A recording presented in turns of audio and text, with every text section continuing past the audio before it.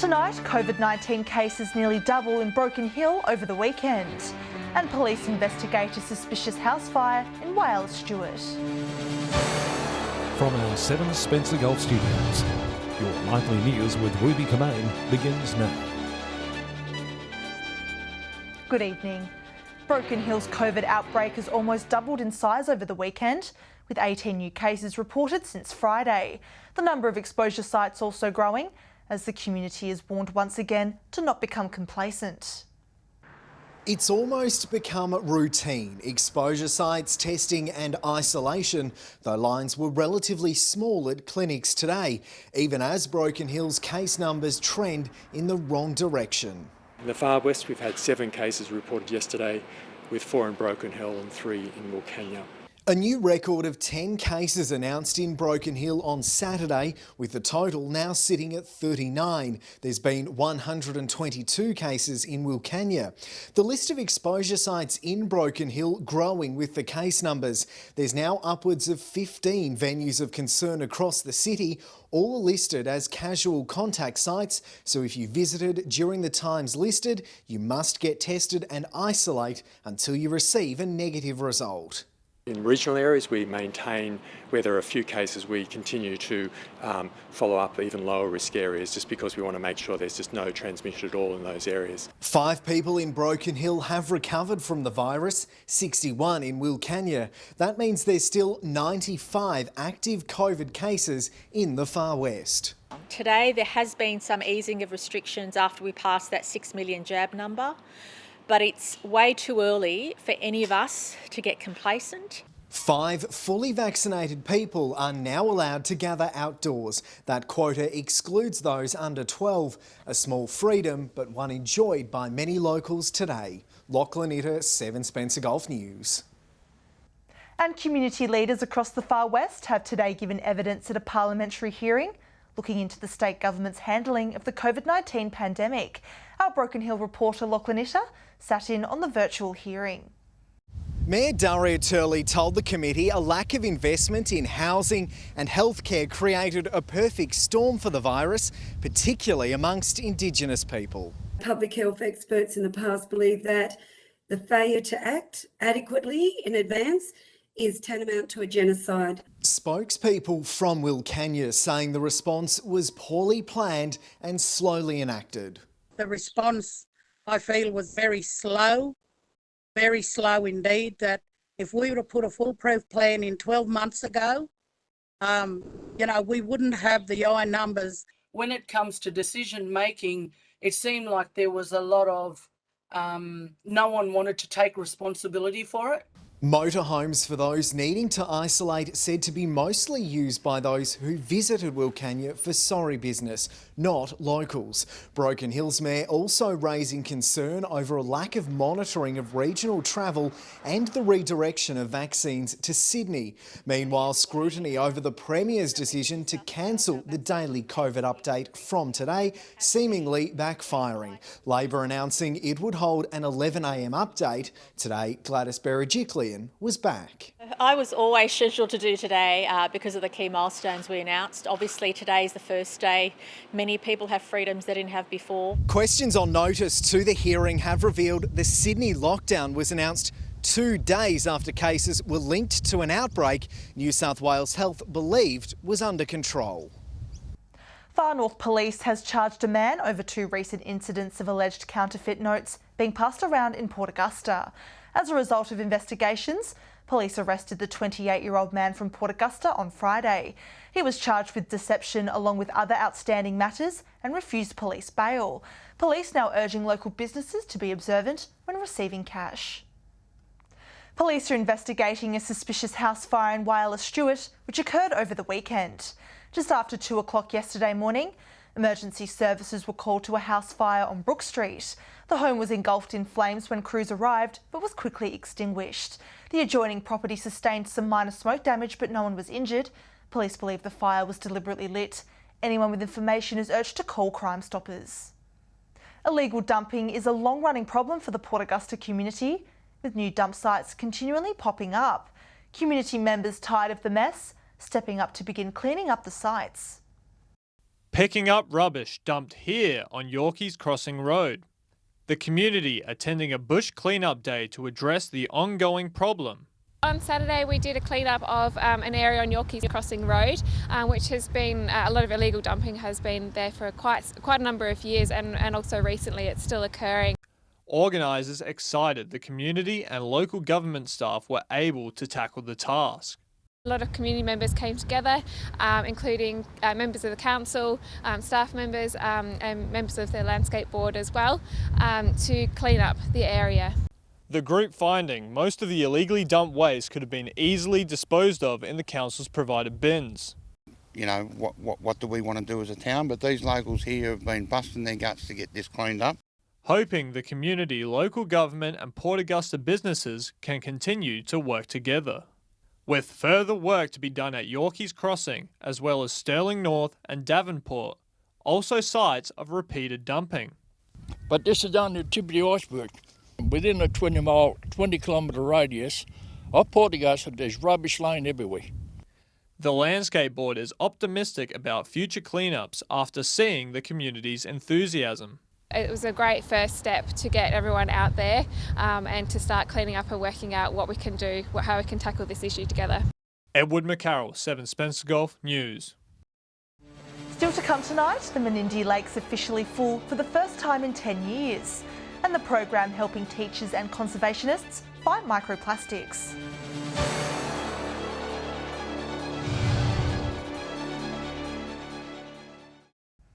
Welcome back.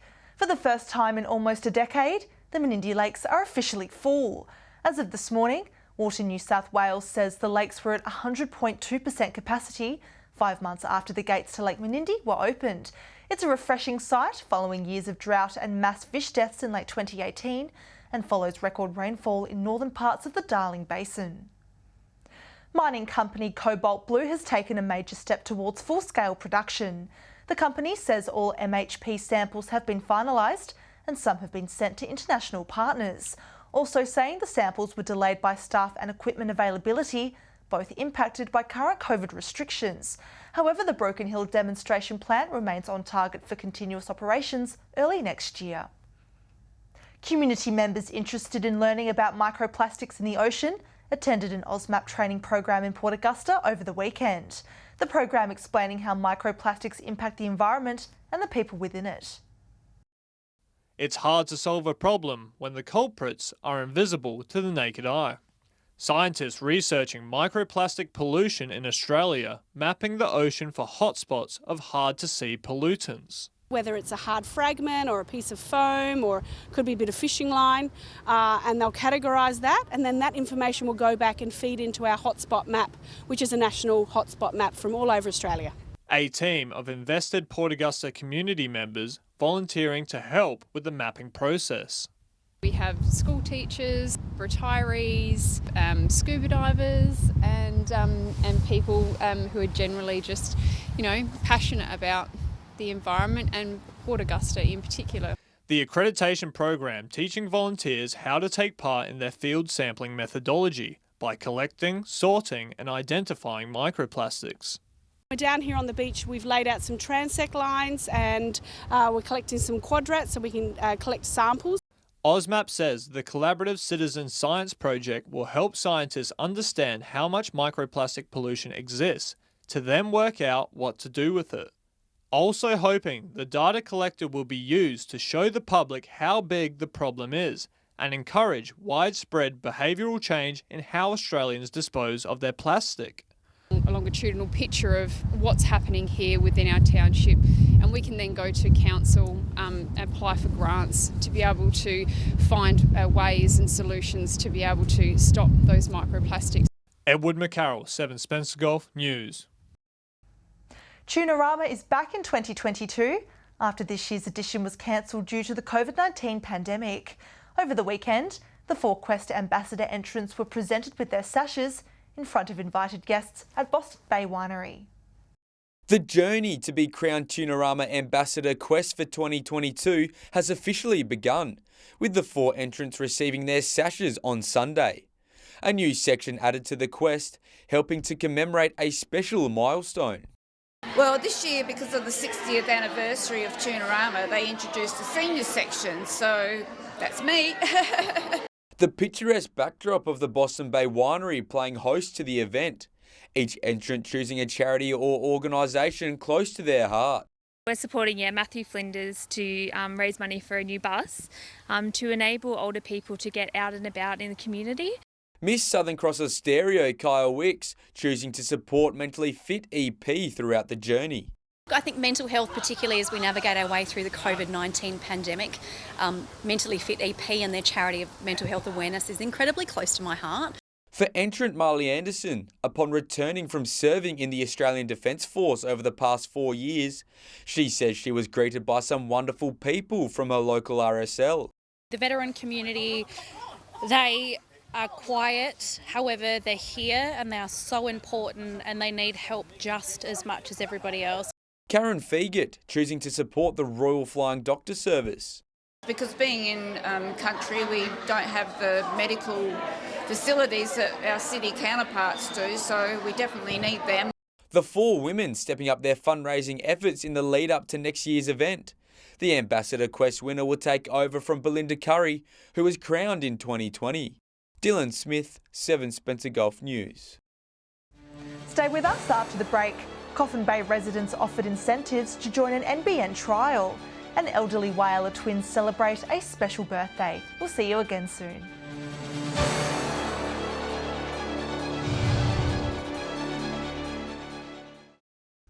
Hello again. A group of 10 people from Whyalla have won a share of more than $2 million in last weekend's Cross Lotto draw. The syndicate have been playing the same numbers for nearly 2 decades, as Mark Zeta reports.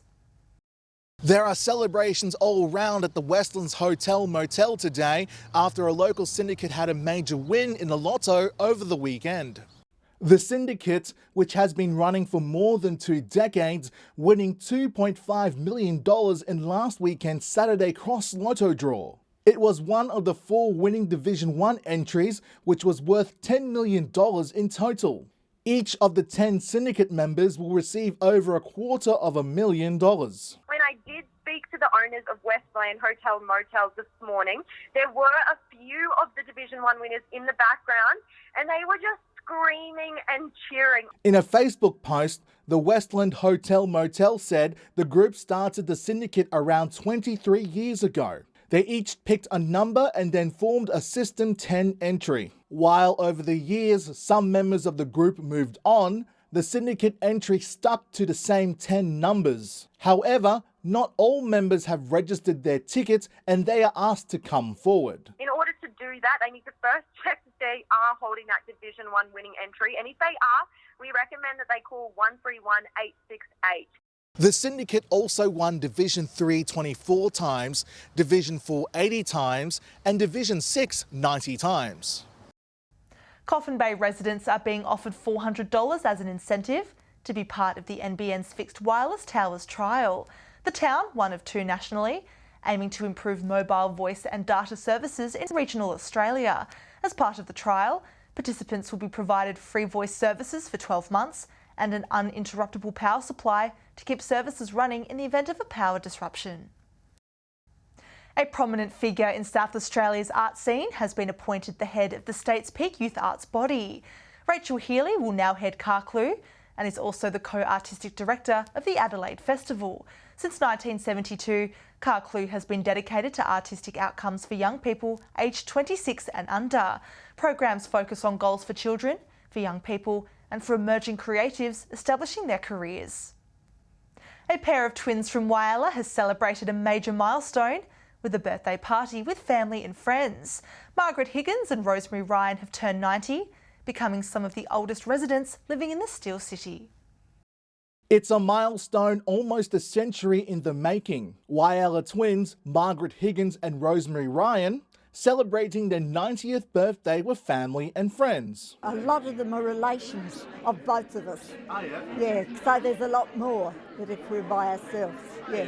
And a lot of them couldn't come because of the virus. Relatives from across the state converging at the West Whyalla Football Clubhouse on Saturday afternoon. On display, plenty of photographic memories from the twins' youth, all the way to the present day.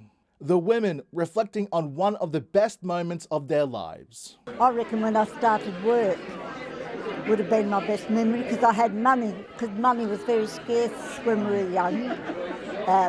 We didn't have much. Didn't think we'd make probably 70 first because our mum died at 70 and Dad a year later. And then we reached 80 and then we've got our 90. Next one's 100. Rosemary, keen to share the secret to a lengthy, fulfilling life with everyone. We believe to be able to go to our age is to do volunteering. It keeps you awake, otherwise I'm asleep at the table. Hoping everyone can follow in their footsteps. Mark Zeta, 7 Spencer Golf News. Stay with us after the break. Dylan Smith will bring us all the action from semi and preliminary footy finals. And we'll have the weather details with Alex Sykes.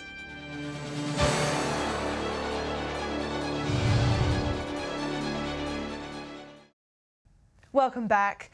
Finals fever has well and truly hit the Spencer Gulf, with teams from around the region staking their claims to be crowned champions of their respective leagues. Our reporter Dylan Smith has this week's footy wrap. It was one-way traffic here at Centenary Oval on the weekend, with Waybacks booking their spot in this weekend's grand final. In windy conditions, Waybacks were quick out of the blocks, kicking the first 4 goals of the game, before Tasmans managed to kick one into the breeze. At quarter time, Waybacks held a commanding 31-point lead.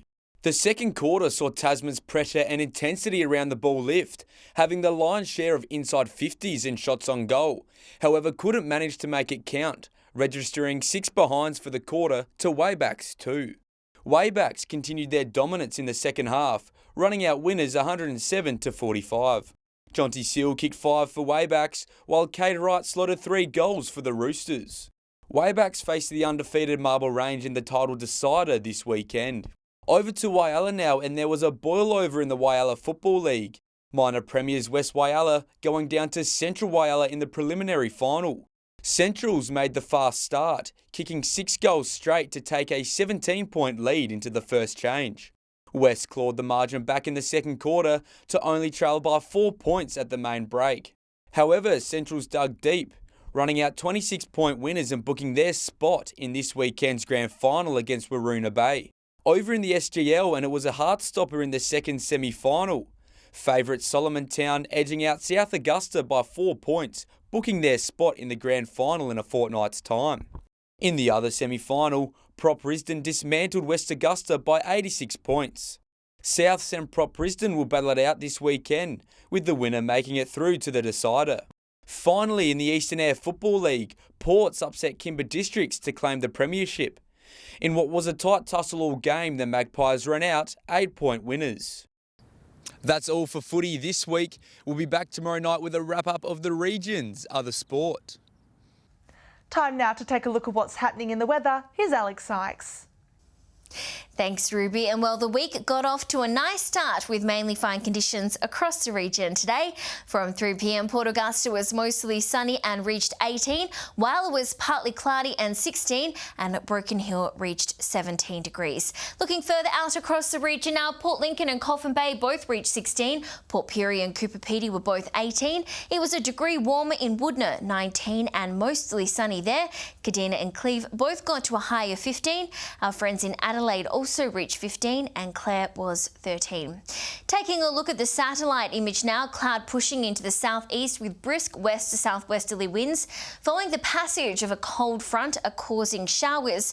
Cloud over the west with a trough is bringing the odd spot of rain. Skies are clearer in the north with a dry air mass. Moving on to tomorrow's weather outlook now, and we'll start with the Gulf waters. Southerly winds 15 to 20 knots, seas between 1 to 2 metres, and there'll be south to southwesterly swell between 2 and 4 metres. And there is a frost warning for Tuesday morning for the mid-north forecast district. Partly cloudy on the Eyre Peninsula tomorrow. Port Lincoln will reach 16 degrees. Cleve is set to top 17 and Woodner will be a high of 21, while a mostly sunny 19. Port Augusta similar conditions to top 22, and Kadina will be partly cloudy and reach 18 degrees. Port Pirie will be mostly sunny and 20. Clare will get to 15 and Broken Hill will be sunny with a max of 18 degrees. degrees. Taking a look further through the week now, Wednesday will bring partly cloudy conditions across the region. Port Augusta and Woodner to reach 26, Port Lincoln will be 18, Port Pirie to top 24, Whyalla 23. It will be 21 degrees in Kadina, Broken Hill and Adelaide, and Cooper Pedy will be 29 and windy. To Thursday now, and it's heating up in the region. Port Augusta will be partly cloudy and 32, Port Lincoln 25, Port Pirie to top 30, Whyalla and Woodner will reach 31, 28 degrees in Kadina, Broken Hill will be partly cloudy and 26, and it will be a whopping 36 and windy in Cooper Pedy. Possible showers expected on Friday, Port Pirie and Whyalla 26, Kadina and Adelaide with possible showers and 22, Port Lincoln 20, Port Augusta with possible showers and wind 29, and Cooper Pedy will be partly cloudy and 28, Broken Hill a shower or two and 29 degrees. And that's all the weather from me for tonight. See you soon with an update. It's back to you, Ruby. Wonderful. Thanks for that, Alex. And that's the local news this Monday evening.